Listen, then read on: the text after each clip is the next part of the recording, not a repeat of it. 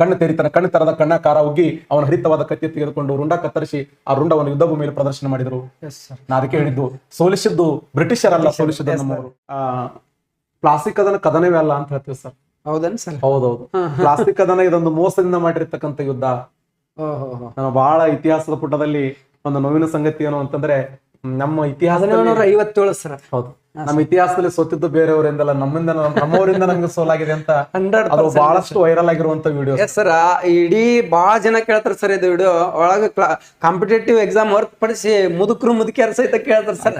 ನಾ ಬಸ್ನ್ಯಾಗ ಕೂತಾಗ ಕೇಳ್ತೀನಿ, ಯಾರ ಅಂತ ಹೇಳಿ ಕೇಳ್ತಾರೆ. ನಾವ್ ಪಕ್ಕದಾಗ ಕೂತವ್ರ ನಾವು ಗಾಬರಿ ಆಗ್ತೈತಿ. 1707ರಲ್ಲಿ ಔರಂಗಜೇಬ್ ಮರಣ ಆಗ್ತಾನ ಸರ್. 1707ರಲ್ಲಿ ಔರಂಗಜೇಬನ ಮರಣದ ನಂತರ ಉತ್ತರ ಭಾರತದಲ್ಲಿ ಅಷ್ಟೊಂದು ಪ್ರಬಲವಾಗಿರುವಂತ ನಾಯಕರು ಯಾರು? ಮೊಘಲ ಸಾಮ್ರಾಜ್ಯ.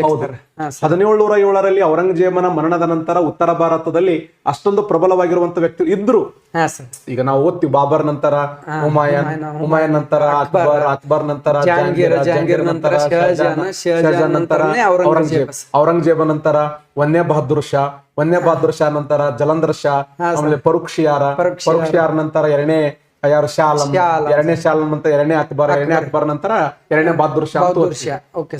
ಈ ಔರಂಗಜೇಬನ ಮರಣದ ನಂತರ ಉತ್ತರ ಭಾರತದಲ್ಲಿ ಅಷ್ಟೊಂದು ಪ್ರಬಲವಾಗಿರುವಂತ ನಾಯಕರಿರಲಿಲ್ಲ. ಅಂತ ಸಮಯದಲ್ಲಿ ಉತ್ತರ ಭಾರತದಲ್ಲಿ ಸಣ್ಣ ಪುಟ್ಟ ಮನೆತನಗಳು ತಲೆ ಎತ್ತವೆ. ಆ ಸಣ್ಣ ಪುಟ್ಟ ಮನೆತನಗಳಲ್ಲಿ 1727ರಲ್ಲಿ ಒಂದು ಮನೆತನ ಜನ್ಮ ತಾಳುತ್ತದೆ. ಅದನ್ನು ಬಂಗಾಳದ ನವಾಬ್ ಮನೆತನ ಅಂತ ಕರೀತೀವಿ. ಇದು ನವಾಬ್ ಮನೆತನ 1727 ಸ್ಟಾರ್ಟ್ ಆಗುತ್ತೆ ಸರ್. 1727ರಲ್ಲಿ ಬಂಗಾಳದ ನವಾಬ್ ಮನೆತನ ಹುಡುತ್ತದ. ಈ ಮನೆತನದ ರಾಜಧಾನಿ ಯಾವ್ದಂದ್ರೆ ಮುರ್ಷಿದಾಬಾದ್ ಅಂತ ಕರೀತೀವಿ ಸರ್. ಓಕೆ ಸರ್, ಇದು ಮುರ್ಷಿದಾಬಾದ್ ಅಂದ್ರೆ ಕಲ್ಕತ್ತಾದ ಮೊದಲ ಹೆಸರು. ಕಲ್ಕತ್ತಾದ ಮೂಲ ಹೆಸರೇ ಮುರ್ಷಿದಾಬಾದ್. ಈ ಪಶ್ಚಿಮ ಬಂಗಾಳದ ಮುರ್ಷಿದಾಬಾದದಲ್ಲಿ ಮುರ್ಷಿದಾ ಕುಲಿ ಖಾನ್ ಅನ್ನುವಂತ ವ್ಯಕ್ತಿ, ಮುರ್ಷಿದಾ ಕುಲಿ ಖಾನ್ ಅನ್ನುವಂತ ವ್ಯಕ್ತಿ ಈ ಮನೆತನವನ್ನು ಸ್ಥಾಪನೆ ಮಾಡ್ತಾನೆ. ಇವನ ಮಗ ಯಾರಂದ್ರ ಅಲಿವರ್ಧನ್ ಖಾನ್. ಅಲಿವರ್ಧನ್ ಖಾನ್ 1756ರವರೆಗೆ ಆಳ್ವಿಕೆ ಮಾಡ್ತಾನೆ. ಅಲಿವರ್ಧನ್ ಖಾನ್ 1756ರವರೆಗೆ ಆಳ್ವಿಕೆ 1756ರವರೆಗೆ ಅಲಿವರ್ಧನ್ ಖಾನನು ಆಳ್ವಿಕೆ ಮಾಡ್ತಾನೆ. ಅಲಿವರ್ಧನ್ ಖಾನನ ಮರಣದ ನಂತರ ಅವನಿಗೆ ಗಂಡು ಸಂತಾನ ಇರಂಗಿಲ್ಲ ಸರ್. ಅಲಿವರ್ಧನ್ ಖಾನನಿಗೆ 3 ಜನ ಹೆಣ್ಣು ಮಕ್ಕಳಿದ್ರು. ಆ 3 ಜನ ಹೆಣ್ಣು ಮಕ್ಕಳಲ್ಲಿ 3ನೇ ಮಗ ಯಾರಂದ್ರ ಸಿರಾಜುದ್ದೌಲ್ ಸರ್. ಅವನ ಮೂಲ ಹೆಸರು ಸರ್ಫರಾಜ್ ಖಾನ್ ಸರ್. ಸಿರಾಜುದ್ದೌಲ್ ಅಂದ್ರೆ ಒಂದೇ, ಸರ್ಫರಾಜ್ ಖಾನ್ ಅಂದ್ರೆ ಒಂದೇ. ಆ 3ನೇ ಮಗನಾಗಿರುವಂತ ಸಿರಾಜುದ್ದೌಲನೇ ಬಂಗಾಳದ ನವಾಬನಾಗಬೇಕು ಅಂತ ತನ್ನ ಮರಣ ಪತ್ರದಲ್ಲಿ ಬರೆದಿಟ್ಟು ಸತ್ತೋಗಿದ್ದ ಈತ. ಈ ಅಲಿವರ್ಧನ್ ಖಾನ್ ಏನ್ ಬರೆದಿದ್ದ ಅಂದ್ರ, ಈ ಸಾಮ್ರಾಜ್ಯವನ್ನ ಕಟ್ಟಿ ಬೆಳೆಸುವಂತ ತಾಕತ್ತಿರುವುದು ನನ್ನ 3ನೇ ಮಗನಾಗಿರುವಂತ ಸಿರಾಜುದ್ದೌಲನಿಗೆ ಮಾತ್ರ ಸಾಧ್ಯ ಅಂತ. ಸರ್ಫರಾಜ್ ಖಾನ್. ಹೌದ್ರಿ. ಮೊದಲ ಮಗಳು ಯಾರಂದ್ರ ಗಸ್ತಿ ಬೇಗಂ. 2ನೇ ಮಗ ಯಾರಂದ್ರ ಶೌಕತ್ ಜಂಗ್. ಇವ್ರು ವಿರೋಧ ಮಾಡ್ತಾರ, ಇಲ್ಲ ನಾವೇ ಅಧಿಕಾರ ಮಾಡ್ತೀವಿ. ಇಲ್ಲಿ ಶೌಕತ್ ಜಂಗ್ ಅಂತಕ್ಕಂತ ಬರ್ತಾನ sir. Okay sir, Shaukat Jung 2ನೇ ಮಗ. ಹೌದ್ರಿ. ಈ ಗಸ್ತಿ ಬೇಗಂ ಮತ್ತು ಶೌಕತ್ ಜಂಗ್ ಅನ್ನುವಂತ ವ್ಯಕ್ತಿ ಏನ್ ಮಾಡ್ತಾನಂದ್ರೆ, ಇಲ್ಲ ನಾನೇ ಆಳ್ವಿಕೆ ಮಾಡ್ತೀವಿ. ಅವ ಸಣ್ಣ ಹುಡುಗ ಅದನ್ನ ಅವೇನ್ ಆಳ್ವಿಕೆ ಮಾಡ್ತಾನ. ಇಲ್ಲಿ ಸಣ್ಣವರು ದೊಡ್ಡವರು ಇಂಪಾರ್ಟೆಂಟ್ ಅಲ್ಲ, ಧೈರ್ಯ, ಸಾಹಸ, ಹೋರಾಟದ ಮನೋಭಾವ ಅದು ಬಹಳ ಮುಖ್ಯ. ಅದನ್ನ ಅವನು ಕಂಡಿದ್ದ ಅಜ್ಜ. ಯಾರಜ್ಜ? ಈ ಸಿರಾಜುದ್ದೌಲನ ಅಜ್ಜ ಅಲಿವರ್ಧನ್ ಖಾನ್ ಏನ್ ಹೇಳಿದ್ದ ಅಂದ್ರೆ, ನನ್ನ ಮರಣದ ನಂತರ ಈ ಸಾಮ್ರಾಜ್ಯವನ್ನು ಆಳ್ಬೇಕು ಅಂತ ಹೇಳಿ. ಆದ್ರೂ ಕೂಡ ಅಲ್ಲಿ ಸಿರಾಜುದ್ದೌಲನೇ ಅಧಿಕಾರಕ್ಕೆ ಬರ್ತಾನೆ. ಸಿರಾಜುದ್ದೌಲನ್ ಮಾತು ಹೇಳ್ತಾನೆ, ಸರ್ ನಾ ಅಧಿಕಾರಕ್ಕೆ ಬರ್ಬೇಕಂತ ಆಸೆ ಇಲ್ಲ, ನಾನು ಅಧಿಕಾರ ಬರದೇ ಇದ್ರೆ ನಮ್ಮ ಅಜ್ಜನ ಆತ್ಮಕ ಶಾಂತಿ ಸಿಗಲ್ಲ. ನೋಡಿ ರಾಜಕಾರಣ ಹೆಂಗಿದೆ ಇಲ್ಲಿ. ನಾನು ಅಧಿಕಾರಕ್ಕೆ ಬರ್ಬೇಕು ಅಂತ ಆಸೆ ಇಲ್ಲ, ಒಂದ್ ವೇಳೆ ನಾನು ಅಧಿಕಾರಕ್ಕೆ ಬರದೇ ಇದ್ರೆ ನನ್ನ ಅಜ್ಜನ ಆತ್ಮಕ ಶಾಂತಿ ಸಿಗಂಗಿಲ್ಲ. ಅವನ ಆತ್ಮಶಾಂತಿಗೋಸ್ಕರ ಇವನು ಅಧಿಕಾರಕ್ಕೆ ಬರ್ಬೇಕು ಸರ್. ಅವಾಗ ಸಿರಾಜುದ್ದೌಲನ್ ಬಂಗಾಳದ ನವಾಬನಾದ ನಂತರ ಪಾಯಿಂಟ್ ನಂಬರ್ 1 ಏನು ಅಂತಂದ್ರೆ, ಆ ಕುಟುಂಬದ ಸದಸ್ಯರೇ ವಿರೋಧ ಮಾಡಿದ್ರು. ಸ್ವತಃ ದೊಡ್ಡಮ್ಮಳಾಗಿರುವಂತ ಗಸ್ತಿ ಬೇಗಂ, ಅಣ್ಣನಾಗಿರುವಂತ ಶೌಕತ್ ಜಂಗ್, ಬ್ಯಾಂಕರ್ ಆಗಿರುವಂತ ಜಗತ್ ಸೇಠ್, ಮಂತ್ರಿ ರಾಜ್ಯವಲ್ಲಭ, ಅಷ್ಟೇ ಅಲ್ಲ ಬ್ರಿಟಿಷರು ಕೂಡ ವಿರೋಧ ಮಾಡ್ತಾರೆ. ಬ್ರಿಟಿಷರು ಯಾಕೆ ವಿರೋಧ ಮಾಡಿದ್ರಂದ್ರ, ಉತ್ತರ ಭಾರತದಲ್ಲಿ ಯಾರಾದ್ರೂ ಒಬ್ಬ ರಾಜ್ಯ ಅಧಿಕಾರಕ್ಕೆ ಬರಬೇಕಾದ್ರೆ ಬ್ರಿಟಿಷರನ್ನ ಕರೆಸಬೇಕಿತ್ತು, ಸನ್ಮಾನ ಮಾಡಬೇಕಿತ್ತು, ಸ್ವೀಟ್ ಕೊಡಬೇಕಿತ್ತು, ಅವ್ರಿಗೆ ವಿಶೇಷವಾದ ಉಡುಗೊರೆ ಕೊಡಬೇಕಿತ್ತು.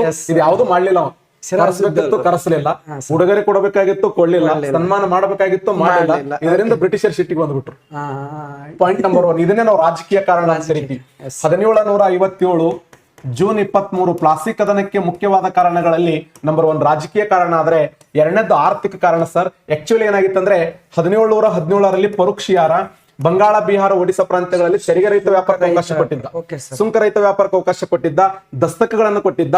ಆ ದಸ್ತಕಗಳನ್ನು ಬ್ರಿಟಿಷರು ದುರುಪಯೋಗ ಮಾಡ್ಕೊತಿದ್ರು. ದಸ್ತಕಗಳನ್ನ ತಾವು ವ್ಯಾಪಾರ ಮಾಡದೆ ಭಾರತೀಯ ವರ್ತಕರಿಗೆ ಮಾರಾಟ ಮಾಡ್ಕೊತಿದ್ರು. ಅವ ಕೊಟ್ಟಿದ್ದು ಇಲ್ಲೇ ಮಾರಾಟ ಮಾಡವ್ರ ಸರ್ ಅವ್ರು. ಭಾರತೀಯ ವರ್ತಕರಿಗೆ ಮಾರಾಟ ಮಾಡೋರು, ತಾವು ಫ್ರೀ ವ್ಯಾಪಾರ ಮಾಡೋರು, ಖಜಾನೆಗೆ ದುಡ್ಡು ಬರದೇ ಅಲ್ಲ.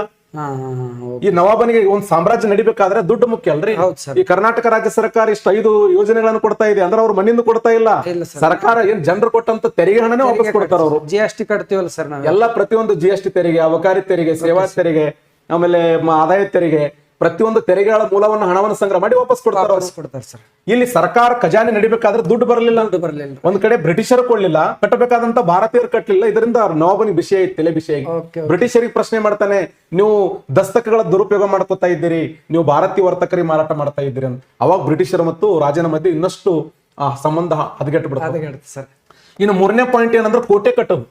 ಹಾ ಸರ್. ಪಶ್ಚಿಮ ಬಂಗಾಳದ ಕಲ್ಕತ್ತಾದಲ್ಲಿ ಕೋಟೆ ಕಟ್ತಿರ್ತಾರೆ. ಆ ಕೋಟೆ ಕಟ್ಟದನೆ ಸಾಯಂಕಾಲ ವಾಕಿಂಗ್ ಮಾಡ್ತಿರ್ತಾನೆ. ಕೇಳ್ತಾನೆ, ಏನ್ ಮಾಡಕತ್ತಿರಲಿ ಬ್ರಿಟಿಷರ್ ಅಂತ. ಬ್ರಿಟಿಷರ್ ಕೋಟೆ ಕಟ್ಟಾಗಿ ಆ ಕೋಟೆ ರಿಪೇರ್ ಮಾಡ್ತಿರ್ತಾರೆ. ಪೋರ್ಟ್ ವಿಲಿಯಂ ಕೋಟೆ ಸುತ್ತಲೂ ಕಂದಕ ಅಡ್ಡೋದು, ಜಲಚರ ಪ್ರಾಣಿಗಳನ್ನ ಬಿಡೋದು, ಆಮೇಲೆ ಕಂದಕದಲ್ಲಿ ನೀರು ಬಿಡೋದು, ಈ ತರ ಮಾಡುವಾಗ ಪ್ರಶ್ನೆ ಕೇಳ್ತಾನೆ, ಏನ್ ಮಾಡಕತ್ತೀರಿಪ್ಪ ಅಂದಾಗ, ಎಲ್ಲ ನಾವು ಕೋಟೆ ರಿಪೇರಿ ಮಾಡ್ಲಕತ್ತೀವಿ, ಜಲಚರ ಪ್ರಾಣಿಯನ್ನು ಬಿಡ್ತಾ ಇದ್ದೀವಿ. ಆಮೇಲೆ ಯಾವಾಗ ನಮ್ಗೆ ಬೇರೆದವ್ರು ಅನ್ಯದವ್ರು ದಾಳಿ ಮಾಡ್ತಾರೋ ಅದ್ರ ವಿರುದ್ಧ ನಾವು ಹೋರಾಟ ಮಾಡ್ಬೇಕಲ್ಲ ಅಂದಾಗ ಇವ ಪ್ರಶ್ನೆ ಕೇಳ್ತಾನೆ, ಯಾರು ನೀವು ಅಂತ ಕೇಳ್ತಾನ. ಅವ್ರು ಬ್ರಿಟಿಷರಿಗೆ ಕೇಳ್ತಾನೆ, ಯಾರು ಸರ್. ನೀವು ಭಾರತಕ್ಕೆ ವ್ಯಾಪಾರಕ್ಕಾಗಿ ಬಂದಿರೋ, ನೀವು ಯಾರು, ವಾಟ್ ಈಸ್ ಯುವರ್ ಅಥಾರಿಟಿ ಅಂತ ಕ್ವಶನ್ ಕೇಳ್ತಾನ. ನಿಮ್ಮ ಅಧಿಕಾರ ಏನು? ಭಾರತ ದೇಶಕ್ಕೆ ನೀವು ಯಾವ್ದಕ್ಕಾಗಿ ಬಂದಿರಿ? ವ್ಯಾಪಾರ ಮಾಡಕ್ ಬಂದಿರೋ, ಯುದ್ಧ ಮಾಡಕ್ ಬಂದಿರೋ, ನೀವು ರಾಜ ಮಹಾರಾಜರೋ? ನಿಮ್ಮ ರಕ್ಷಣೆಗೆ ನಾ ಅದೀನಿ. ಮೊದಲು ಕೋಟೆ ಕೆಡೋದನ್ನ, ಆ ಕೋಟೆ ಕೆಡಲಿಲ್ಲ ಅಂದ್ರೆ ನಿಮ್ಮ ಮೇಲೆ ದಾಳಿ ಮಾಡ್ತೀನಿ ಅಂದ. ಕೋಟೆ ಕಟ್ಟಕ್ ನೀವು ಯಾರು? ನೀವೇನು ರಾಜ ಮಹಾರಾಜರೇ? ನೀವು ಸೈನ್ಯ ಸಂಗ್ರಹಣ ಮಾಡೋದು, ಶಸ್ತ್ರಾಸ್ತ್ರಗಳನ್ನ ಸಂಗ್ರಹ ಮಾಡೋದು ಯಾರು ಕೊಟ್ರೆ ನಿಮ್ಗೆ ಅಥಾರಿಟಿ? ಒಬ್ಬ ನೋಡ್ರಿ, ರಾಜ್ಯ ಎಂತ ಪ್ರಶ್ನೆ ಕೇಳಿದ. ಒಂದು ವೇಳೆ ಕೋಟೆಯನ್ನು ಕೆಡೋದೇ ಇದ್ರೆ ನಿಮ್ ಮೇಲೆ ದಾಳಿ ಮಾಡ್ತೀವಿ ನಾವು. ಕೇಳಿದ್ರೆ ಕರೆಕ್ಟ್ ಸರ್. ನಿಮ್ ಮೇಲೆ ನಾವು ಗ್ಯಾರಂಟಿ ದಾಳಿ ಮಾಡ್ತೀವಿ ಅಂದಾಗ ಬ್ರಿಟಿಷರ್ ಅಂದ್ರು, ನಾವು ಕೋಟೆ ಕೆಡಂಗಿಲ್ಲ ಅಂದಾಗ 1756 ಜೂನ್ 23ನೇ ತಾರೀಕು ಪಶ್ಚಿಮ ಬಂಗಾಳದ ಕಾಶಿಂ ಬಜಾರದ ಮೇಲೆ ದಾಳಿ ಮಾಡೇ ಬಿಟ್ಟ. ಪಶ್ಚಿಮ ಬಂಗಾಳದ ಕಾಶಿಂ ಬಜಾರದ ಮೇಲೆ ದಾಳಿ ಮಾಡಿ 146 ಬ್ರಿಟಿಷ್ ಅಧಿಕಾರಿಗಳನ್ನ ತಂದು ಒಂದು ಕೊಠಡಿಯಲ್ಲಿ ಹಾಕ್ಬಿಟ್ರ ರಾತ್ರಿ. Yes sir. ಬ್ಲಾಕ್ ಏನಂತ ಕರೀತಾರೆ ಸರ್? ಬ್ಲಾಕ್ ಟ್ರಾಜಿಡಿ ಅಂತ ಕರೀತಾರೆ. 146 ಬ್ರಿಟಿಷ್ ಅಧಿಕಾರಿಗಳಲ್ಲಿ 123 ಬ್ರಿಟಿಷ್ ಅಧಿಕಾರಿಗಳು ಸತ್ತು ಹೋಗ್ಬಿಟ್ರು. ಹೌದು ಸರ್. ಉಳಿದ 23 ಜನ ಬ್ರಿಟಿಷ್ ಅಧಿಕಾರಿಗಳಲ್ಲಿ ಒಬ್ಬ ಹಾಲ್ವೇಲ್ ಅನ್ನುವಂತ ಡಾಕ್ಟರ್ ಹೇಳ್ತಿದ್ದ, black hole tragedy, black hole tragedy, black hole. ಅವ್ನು ಬಾಯಿಲಿ ಬರೋ ಶಬ್ದನೇ ಇದೆ. ನಮ್ಮ ಸೈನಿಕರು ಕೇಳ್ತಾರೆ, ಹಿಂಗ್ಯಾಕ್ ಮಾಡಕತ್ತೀವಿ ಅಂತ, ಹುಚ್ಚಿಡೋದ ಹಿಂಗ್ಯಾಕ್ ಮಾಡಕತ್ತಿ, ಏನಾಗಿದೆ ನನಗಂತ. ಇಲ್ರಿ, black hole tragedy, black hole tragedy ಅಂತಿದ್ದ. ನೀ ಹಂಗ್ ಬದುಕಿದಿಲ್ಲ ಅಂತ ಕೇಳಿದ್ರು. ಇಲ್ರಿ, ಆ ಕೊಠಡಿಯ ಮೂಲೆಯಲ್ಲಿ ಒಂದು ಸಣ್ಣ ರಂಧ್ರ ಇತ್ತು, ಆ ರಂಧ್ರಕ್ಕೆ ನಾ ಮೂಗ್ ಕೊಟ್ಟು ನಿಂತಿದ್ದೆ, ಆಕ್ಸಿಜನ್ ಬರ್ತಿತ್ತು ಅನ್ನೋ. ಅಂದ್ರೆ ಅಷ್ಟು ಕ್ವಶನ್ ಇದೆ ಕೇಳೋಣ. ಕಪ್ಪು ಕೋಣೆಯ ದುರಂತ ಎಂದು ಕರೆದ ಬ್ರಿಟಿಷ್ ವೈದ್ಯ ಯಾರು ಅಂದ್ರೆ ಹಾಲ್ವೇಲ್ ಅನ್ನುವಂತ ವೈದ್ಯ. ಹಾಲ್ವೇಲ್ ಸರ್. ಅವನೊಬ್ಬನೇ ಬದುಕಿದ್ದ ಸರ್. ಬದುಕಿದ್ದ ಅವನೇ ಹಾಲ್ವೇಲ್ ಅನ್ನುವಂತ ವೈದ್ಯ. ಹಾಲ್ವೇಲ್ ಅಂತಕ್ಕಂತ ವೈದ್ಯ ಸರ್. ಹೌದ್ರಿ. 123 ಜನರ ಸಾವಿದೆಯಲ್ಲ, ಆ ಸಾವಿನಿಂದ ಬ್ರಿಟಿಷ್ ಸರ್ಕಾರ ಬಹಳಷ್ಟು ಕಂಗೆಡುತ್ತದೆ. ಆ ಸಮಯದಲ್ಲಿ ದಕ್ಷಿಣ ಭಾರತಕ್ಕೆ ರಾಬರ್ಟ್ ಲೈವ್ ಪೋಣಿಸ್ತಾರೆ, ಸಂದೇಶ ಕಳಿಸ್ತಾರೆ. ರಾಬರ್ಟ್ ಲೈವ್ನೇ ದಯವಿಟ್ಟು ಬಂದ್ಬಿಡು, ಉತ್ತರ ಭಾರತ ಪಶ್ಚಿಮ ಬಂಗಾಳ ಎಲ್ಲ ಸಂಪೂರ್ಣ ನಾಶ ಆಗಿದೆ, ಇಲ್ಲಿ ಸಿರಾಜ್ ಉದ್ದೌಲಾ ಸಂಪೂರ್ಣವಾಗಿ ನಮ್ಮ ಮೇಲೆ ದಾಳಿ ಮಾಡ್ತಾ ಇದ್ದಾನಂದಾಗ 2ನೇ ಆಂಗ್ಲೋ ಫ್ರೆಂಚ್ ಕದನದಲ್ಲಿ ಇದ್ದಾವೆ. ಆಕ್ಚುಲಿ 2ನೇ ಕರ್ನಾಟಕ ಯುದ್ಧಕ್ಕೆ ಬಂದಿದ್ದ ಅನ್ವರ್ದಿನ ಮಗನಾದ ಮೊಹಮ್ಮದ್ ಅಲಿಯನ್ನ ಅರಕಾಟದ ನವಾಬನಾಗಿ ಆಯ್ಕೆ ಮಾಡ್ತಾರೆ. ಹೌದ್ರಿ. ಆ ಸಮಯದಲ್ಲಿ ರಾಬರ್ಟ್ ಲೈವ್ ನೇರವಾಗಿ ಉತ್ತರ ಭಾರತಕ್ಕೆ ಬರ್ತಾನೆ. ಉತ್ತರ ಭಾರತಕ್ಕೆ ಬಂದು 1757 ಫೆಬ್ರವರಿ 9ನೇ ತಾರೀಕು ಹೋಗಿ ಒಂದು ಒಪ್ಪಂದ ಮಾಡ್ಕೊತಾನೆ. ಆ ಒಪ್ಪಂದ ಯಾವ್ದಂದ್ರೆ ಅಲಿನಗರ ಒಪ್ಪಂದ. ಹೌದು, ಅಲಿನಗರ ಒಪ್ಪಂದ ಮಾಡ್ಕೊತಾನೆ. ಸಿರಾಜ್ ಉದ್ದೌಲಾ ಜೊತೆ ಅಲಿನಗರ ಒಪ್ಪಂದ ಮಾಡ್ಕೊತಾನೆ. ಅಲಿನಗರ ಒಪ್ಪಂದ ಮಾಡ್ಕೊಂಡು ಏನಂತಂದ್ರೆ, ನಮ್ಮಿಂದ ತಪ್ಪಾಗಿದೆ, ಕ್ಷಮೆ ಇರ್ಲಿ, ನಾವು ತಪ್ಪು ಮಾಡಬಾರದಿತ್ತು, ನೀನು ಒಬ್ಬ ರಾಜ, ನಿನ್ನ ವಿರುದ್ಧ ನಾವು ಈ ತರ ಮಾಡಬಾರದಿತ್ತು, ನಮ್ಮಿಂದ ತಪ್ಪಾಗಿದೆ ಅಂತ ಹೇಳಿ ಕ್ಷಮೆ ಕೇಳಿದಾಗ, ಮೊದಲೇ ನಮ್ಮವ್ರು ಒಂದ್ ಸರಿ ಕ್ಷಮೆ ಕೇಳಿದ್ರೆ ಸಾಕು, ಜೀವ ಕೊಡೋ ಮಂದಿ. ಕರುಣೆ ಅನುಕಂಪ ಕರಿಗೆ ಹೋಗ್ಬಿಡ್ತೀವಿ. ಕರಿಗೆ ಹೋಗಿ ಆ 123 ಜನರ ಸಾವಿಗೆ ಪರಿಹಾರ ಕೊಟ್ಟ, ಕೋಟೆ ಕಟ್ಲಕ್ ಅವಕಾಶ ಕೊಟ್ಟ. ಅಷ್ಟೇ ಅಲ್ಲ, ಕೋಟೆ ಕಟ್ಟಾಕ ನಮ್ಮ ಕೋಟೆ ಹಿಂದಗಡೆ ಕಚ್ಚಾ ವಸ್ತು ಅದ ತೊಗೊಂಡು ಹೋಗ್ಬಿಡ್ರಲಿ ಅಂದ. ಸಾರಿ ಕೇಳಿದಕ್ಕೆ ಇದು ಒಂದೇ ಬಾತ್ ಸಾರಿ ಕೇಳಿದಕ್ಕಂತ ನೋಡ್ ಸರ್. ಕ್ಷಮಿಸ್ರಿ ನಮ್ಮನ್ನೊಂದು ಉದ್ದೇಶಕ್ಕಾಗಿ ಎಲ್ಲವೂ ಕೊಟ್ಟ.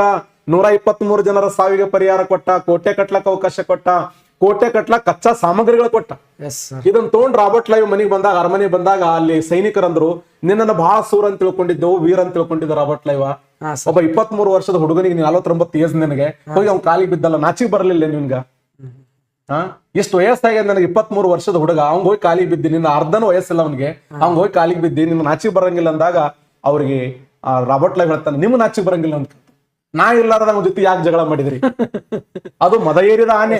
ನಮ್ ಕಡೆ 2200 ಸೈನ್ಯ ಇದೆ, ಅವನ ಕಡೆ 3000 ಆನೆಗಳದಾವ. ಸಿರಾಜ್ ಉದ್ದೌಲಾ. ಹೌದು, 3,000 ಆನೆಗಳದಾವ, ಒಂದ್ ಮಾತಾಡಿದ್ರೆ ಆನೆ ಕಾಲಿ ಇಟ್ಟು ತುಳಿಸ್ಬಿಡ್ತೀವಿ ನಾವು. ಟಮಾಟಿ ಹೊಡೆದಂಗ್ ಹೊಡೆದ್ ಸತ್ತು ಹೋಗ್ಬಿಡ್ತೀವಿ. ಕಡಬತ್ ಕಲ್ಲಿ ಹೆಂಗ್ ಟಮಾಟಿ ಜಜ್ತಾರಲ್ಲ ಹಂಗ್ ಜಜ್ಜ್ ಬಿಡ್ತಾರ ಅವ್ರು ಆನೆ ಕಾಲಿ ಇಟ್ಟು. ಮೊದಲೇರಿದ ಆನೆ ಸಿರಾಜುದ್ದೌಲ. ನಾವು ಸತ್ತು ಹೋಗ್ತೀವಿ ಅಂದ ಯಾರು? Robert Clive. ಮತ್ತೆ ಇನ್ನೊಂದ್ ಚಾಲೆಂಜ್ ಮಾಡ್ತಾನೆ, ನಾನು ಭಾರತ ದೇಶದಲ್ಲಿ ಬ್ರಿಟಿಷ್ ಸಾಮ್ರಾಜ್ಯ ಕಟ್ಲಕ್ ಬಂದೀನಿ, ಶಪಥ ಮಾಡ್ತೀನಿ ನಾನು ಮುಂದಿನ ವರ್ಷ ಅದೇ ದಿನಾಂಕದಂದು ಏನ್ ನಮ್ಮ 123 ಜನರು ಸಾವಾಗಿದೆಯಲ್ಲ, ಅದೇ ದಿನಾಂಕದಂದು ಆತ ನನ್ನ ಯುದ್ಧ ಭೂಮಿಯಲ್ಲಿ ಶವವಾಗಿ ನೋಡದೇ ಇದ್ರೆ ನಾನು ರಾಬರ್ಟ್ ಕ್ಲೈವ್ನೆಲ್ಲ ಅಂತ ಶಪಥ ಮಾಡ್ತಾನೆ. ಶಪಥ ಮಾಡಿ ಸುಮ್ಮನೆ ಕುಂದಿರ್ಲಿಲ್ಲ ರಾಬರ್ಟ್ ಕ್ಲೈವ್. ಸ್ಟಾರ್ಟ್ ಮಾಡ್ತಾನೆ ಕೆಲಸ. ಏನ್ ಸ್ಟಾರ್ಟ್ ಮಾಡಿದ ಅಂದ್ರೆ ಸಿರಾಜುದ್ದೌಲನ ವೈರಿಗಳನ್ನು ಒಂದು ಕಡೆ ಕೂಡಿಸ್ತಾನೆ. ಸಿರಾಜುದ್ದೌಲನ ವೈರಿಗಳಾಗಿರುವಂತ ಗಸ್ತಿ ಬೇಗಂ, ಅಣ್ಣನಾದಂತ ಶೌಕತ್ ಜಂಗ್, ಬ್ಯಾಂಕರ್ ಜಗತ್ ಸೇಠ್, ರಾಜವಲ್ಲಭ, ಮಾಣಿಕ್ ಚಂದ್ ಅವರೆಲ್ಲ ಕರ್ಸೋದು ಮೀಟಿಂಗ್ ಮಾಡೋದು, ಮೀಟಿಂಗ್ ಮಾಡೋದು. ಮೀಟಿಂಗ್ ಮಾಡ್ತಾ ಒಂದು 50-60 ಮೀಟಿಂಗ್ ಆದಾಗ ಗಸ್ತಿ ಬೇಗಂ ಅಂತಳ ಹುಚ್ಚುಗಟ್ಟಿ, ಎಷ್ಟು ಸರಿ ಮೀಟಿಂಗ್ ಮಾಡ್ತೀವಿ, ಕರ್ಸೋದು, ಚಾ ಕುಡಿಸೋದು, ಕಳ್ಸೋದು, ಕರ್ಸೋದು, ಚಾ ಕುಡಿಸೋದು, ಹಪ್ಪಳ ತಿನ್ಸೋದು, ಕಳ್ಸೋದು. ಈ ವಿಷಯ ಏನ್ರ ಅವ್ನಿಗೆ ಗೊತ್ತಾದ್ರೆ ನಮ್ಮನ್ನ ಬಿಡಂಗೆ ಇಲ್ಲ. ಮತ್ತೆ ಏನ್ ಮಾಡಮ್ರಿ ಮೇಡಮ್ ಅನ್ಕತ್ತಾನ ಯಾರು? ರಾಬರ್ಟ್ ಏನ್ ಮಾಡೋದಿಲ್ಲ. ಸಿರಾಜುದ್ದೌಲನಿಗೆ ಒಬ್ಬ ಬಲಗೈ ಬಂಟನದನ್ನ ಅವ್ನು ಹಿಡ್ಕೊಂಡ್ ಬಂದ್ರೆ ಕೆಲಸ ಆಗ್ತದ. ಆ ಬಲಗೈ ಬಂಟ ಯಾರಂದ್ರೆ ಮೀರ್ ಜಾಫರ್ ಕರ್ಕೊಂಡ್ ಬರ್ತಾರ. ಕರ್ಕೊಂಡ್ ಬಂದ್ ಅವ್ನ್ ಹೇಳ್ತಾರ, ಬಂಗಾರ ಕೊಡ್ತೀವಿ ಆಗಲ್ಲ ಅಂತ, ಬೆಳ್ಳಿ ಕೊಡ್ತೀವಿ ಆಗಲ್ಲ ಅಂದ್ರು, ಅರ್ಧ ಸಾಮ್ರಾಜ್ಯ ಬಿಟ್ಟು ಕೊಡ್ತೀವಿ ಆಗಲ್ಲ ಅಂದ್ರು, ಆನೆಗಳನ್ನು ಬಿಟ್ಟು ಕೊಡ್ತೀವಿ ಆಗಲ್ಲ ಅಂದ. ಫೈನಲ್ ಆಗಿ ಅವನ ಮರಣದ ನಂತರ ಸಿಂಹಾಸನವನ್ನು ಬಿಟ್ಟು ಕೊಡ್ತೀವಿ, ಬಂಗಾಳದ ನವಾಬನಾಗಿ ಮಾಡ್ತೀವಿ ಅಂದಾಗ ಆಗುತ್ತದೆ ಅಂದ. ಸಿಂಹಾಸನಕ್ಕೋಸ್ಕರ ನಮ್ಮವರನ್ನೇ ಬಲಿ ಕೊಡಕ್ಕೂ ನಮ್ಮವ್ರು ರೆಡಿ ಇದ್ದರು. 1757 ಜೂನ್ 23 ಪಶ್ಚಿಮ ಬಂಗಾಳದ ಪ್ಲಾಸಿ ಎಂಬ ಸ್ಥಳದಲ್ಲಿ 50,000 ಸೈನ್ಯ ವರ್ಸಸ್ 2,200 ಸೈನ್ಯದ ಮಧ್ಯದಲ್ಲಿ ಯುದ್ಧ ಸ್ಟಾರ್ಟ್ ಆಗ್ತದೆ. 1757 ಜೂನ್ 23 ಮುಂಜಾನೆ 10 ಗಂಟೆಗೆ ಯುದ್ಧ ಸ್ಟಾರ್ಟ್ ಆದಾಗ 11 ಗಂಟೆ ಆದ್ರೂ ಒಂದೇ ಒಂದು ಸೈನ್ಯ ತುಕುಡಿ ಮುಂದೆ ಹೋಗಲ್ಲ. ಸಿರಾಜುದ್ದೌಲ ಅಂತಾನೆ ಮೋಸ ಆಗ್ತಾ ಇದೆ, ಅನ್ಯಾಯ ಆಗ್ತಾ ಇದೆ, ಯಾಕೆ ಸೈನ್ಯ ಮುಂದಾಗ್ತಾ ಇಲ್ಲ, ಮೂವ್ ಆಗ್ತಾ ಇಲ್ಲ ಅಂದಾಗ ಅವು ಗೊತ್ತಾಯ್ತು. ಕೆಲವು ಸೈನಿಕರು ನಗಲಕ್ ಶುರು ಮಾಡಿದ್ರು. ಆನೆಯಿಂದ ಕೆಳಗಿಳಿತಾನೆ. ಆನೆಯಿಂದ ಕೆಳಗಿಳಿದಾಗ ಮೀರ್ ಜಾಫರನ ಮಗನಾಗಿರುವಂತ ಮೀರ್ ಮಿರಾರ ಹರಿತವಾದ ಖಡ್ಗ ತೆಗೆದುಕೊಂಡು ಅವನ ತಲೆ ಹೊಡಿತಾನೆ. ಕಣ್ಣು ತೆರಿತಾನೆ. ಕಣ್ಣು ತರದ ಕಣ್ಣ ಕಾರ ಉಗ್ಗಿ ಅವನ ಹರಿತವಾದ ಕತ್ತಿ ತೆಗೆದುಕೊಂಡು ರುಂಡ ಕತ್ತರಿಸಿ ಆ ರುಂಡವನ್ನು ಯುದ್ಧ ಭೂಮಿಯಲ್ಲಿ ಪ್ರದರ್ಶನ ಮಾಡಿದ್ರು. ನಾ ಅದಕ್ಕೆ ಹೇಳಿದ್ದು, ಸೋಲಿಸಿದ್ದು ಬ್ರಿಟಿಷರಲ್ಲ, ಸೋಲಿಸಿದ್ದು ನಮ್ಮವರು. ಅದಕ್ಕೆ ಈಶ್ವರಿ ಪ್ರಸಾದ್ ಅವರು ಹೇಳ್ತಾರೆ, ಪ್ಲಾಸ್ಟಿಕ್ ಕದನವೇ ಅಲ್ಲ. 1757 ಪ್ಲಾಸ್ಟಿಕ್ ಕದನದಲ್ಲಿ ವಿಜಯವನ್ನು ಸಾಧಿಸಿ ಒಬ್ಬನೇ ಕೊಲೆ ಮಾಡಿದ್ರು, ಯಾರಿಗೊಬ್ರು ಗಾಯ ಆಗ್ಲಿಲ್ಲ. ಮುಂದೆ ಹೋಗಿ ಆ ಕಲ್ಕತ್ತಾದ ಕೋಟೆಯ ಮುಂದೆ ರಾಬರ್ಟ್ ಕ್ಲೈವ್ ವಿಜಯೋತ್ಸವ ಆಚರಣೆ ಮಾಡ್ತಿದ್ನಂತ. ವಿಜಯೋತ್ಸವನ ಆಚರಣೆ ಮಾಡುವಾಗ 5 ಲಕ್ಷ ಭಾರತೀಯರು ಅದನ್ನ ನೋಡಿ ಖುಷಿ ಪಟ್ರಂತ. ನೋಡಿ ಸರ್, ಅಂದ್ರ ಆ ಬ್ರಿಟಿಷರ ವಿಜಯೋತ್ಸವ ನಮ್ಮವ್ರು ಖುಷಿ ಪಟ್ರು. ಅವ್ನು ಹೇಳ್ತಾನೆ ರಾಬರ್ಟ್ ಕ್ಲೈವ್, ಒಂದು ವೇಳೆ 2,200 ಸೈನ್ಯದೊಂದಿಗೆ ನಾನು ಕಲ್ಕತ್ತಾದ ಕೋಟೆಯ ಮುಂದೆ ವಿಜಯೋತ್ಸವ ಆಚರಣೆ ಮಾಡುವಾಗ ಒಂದೊಂದು ಸಣ್ಣ ಹಳ್ಳ ಒಕ್ಕಟ್ಟಿದ್ರು ಸತ್ತು ಹೋಗ್ತಿದ್ದೇನೋ, ಒಂದು ಬರೇ ಹಳ್ಳ, ಸಣ್ಣ ಒಂದು ಕಲ್ಲಿನ ತುಕಡಿ ಒಕ್ಕಡಿದ ಸತ್ತು ಹೋಗ್ತಿದ್ದೆವು. ಯಾರು ಭಾರತೀಯರ ಮನಸ್ಸು ಮಾಡಲಿಲ್ಲ. ಅದಕ್ಕೆ ನಾವು ಸುದೀರ್ಘವಾಗಿ ಭಾರತ ದೇಶವನ್ನು 360 ವರ್ಷಗಳ ಕಾಲ ಆಳುವ ಸ್ಥಿತಿ ಬಂತು ಅಂತ ನಂತರ ಇತಿಹಾಸಕಾರರು ಎಕ್ಸ್ಪ್ಲೇನ್ ಮಾಡ್ತಾರೆ. ಒಟ್ಟಾರೆಯಾಗಿ ರಾಬರ್ಟ್ ಕ್ಲೈವ್ನನ್ನ ಬ್ರಿಟಿಷ್ ಸಾಮ್ರಾಜ್ಯದ ನಿಜವಾದ ಸಂಸ್ಥಾಪಕ ಎಂದು ಕರೆಯುತ್ತಾರೆ. ಒಬ್ಬ ಸೇನಾನಿಯಾಗಿ, ಒಬ್ಬ ಲೇಖಕನಾಗಿ, ಒಬ್ಬ ಸೇನಾನಿಯಾಗಿ, ಚತುರ್ ರಾಜಕಾರಣಿಯಾಗಿ ಕೊನೆಯ ದಿನಮಾನಗಳಲ್ಲಿ ನಮ್ಮ ದೇಶದ ಮೊದಲ ರಾಜ್ಯಪಾಲ ಆಗ್ತಾನೆ ಸರ್. ನೀನ್ ಹೇಳಿದ್ನಲ್ಲಿ ಬಂಗಾಳದ ಮೊದಲ ರಾಜ್ಯಪಾಲ ಯಾರಂದ್ರೆ ರಾಬರ್ಟ್ ಕ್ಲೈವ್. ಬಂಗಾಳದ ಹುಲಿ ಅಂತಾನು ಕರೀತಾರಲ್ಲ. ಆಮೇಲೆ ಭಾರತಕ್ಕೆ ಬಂದ ಬ್ರಿಟಿಷ್ ತನ್ನನ್ನು ತಾನು ಬಂಗಾಳದ ಹುಲಿ ಎನಿಸಿಕೊಂಡಂತ ವ್ಯಕ್ತಿ ಯಾರಂತಂದ್ರೆ ಲಾರ್ಡ್ ವೆಲ್ಲಸ್ಲಿ. ಆದ್ರೆ ಕೃತಕವಾಗಿ ಬಂಗಾಳದ ಹುಲಿ ಯಾರಂದ್ರೆ ರಾಬರ್ಟ್ ಕ್ಲೈವ್. ಆಮೇಲೆ ವಿಶೇಷವಾಗಿ ಭಾರತಕ್ಕೆ ಬಂದಂತ ಈ ಗವರ್ನರ್ಗಳಲ್ಲಿ ರಾಬರ್ಟ್ ಕ್ಲೈವ್ ಅತಿ ಕಿರಿಯ ವಯಸ್ಸಿನ ವ್ಯಕ್ತಿ ಅಂತ. ಸ್ನೇಹಿತರೆ, ಇದು ಕ್ಲಾಸ್ ಅದಲ್ಲ ಸರ್, ಬಹಳ ಅದ್ಭುತವಾಗಿ ಇಡೀ ಒಂದು ಕಣ್ಣಿ ಕಟ್ಟುವಂಗ ನಿಜವಾಗಲೂ ಕಥೆ ಇದು ಯಾವತ್ತೂ ಕೂಡ ಅಚ್ಚಳಿಯದೆ ನೆನಪಿನಲ್ಲಿ ಕಥೆಯ ಮೂಲಕ ನಿಮ್ ಬಾ ಚೆನ್ನಾಗಿ ಹೇಳ್ಕೊಟ್ರ ಸರ್. ಪ್ರಶ್ನೆಗಳು ಕೂಡ ಹಾಗೆ ಆಗ್ತಾವ. ಸರ್ ಹೇಳ್ದಂಗ ಭಾರತೀಯರು ಇಲ್ಲಿ ನಾವು ಯುದ್ಧ ನಡೆದಂತ ಸಂದರ್ಭದೊಳಗ ಯುದ್ಧವೇ ಅಲ್ಲ ಅಂತ ಹೇಳಿದ್ರಲ್ಲ ಕಾರಣ ಅವನ ಸಂಬಂಧಿಕರೇ ಆತನಿಗೆ ಮೋಸ ಮಾಡಿದ್ರು ಅನ್ನೋದು ಇಲ್ಲಿ ಗೊತ್ತಾಗ್ತದೆ ಸರ್.